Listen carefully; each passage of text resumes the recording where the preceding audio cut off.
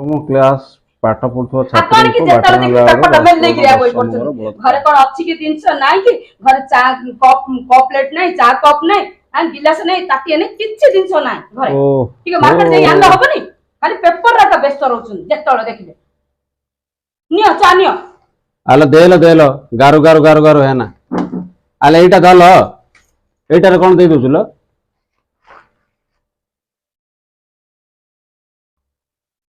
କାଲି କି ସବୁ ଲିଷ୍ଟ କରଲ କଣ କଣ ସାମାନ ଆସିବ ହେଲା।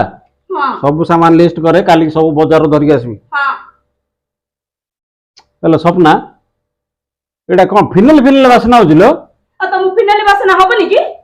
ଘର ତ ସତୁଳେ କହୁଛି କପ୍ ନାହିଁ, ଗିଲାସ ନାହିଁ, ତାଟିଆ ନାହିଁ ବୋଲି କିଛି ନାହିଁ ବୋଲି। ସେଥିପାଇଁ ଲାଟ୍ରିନ୍ ମଗଟା ଥିଲା ତାର ଚା ଦେଇଦେଲି, ସେଥିପାଇଁ ତମକୁ ଫିନାଇଲ ବାସନା ହଉଛି ହେଲା।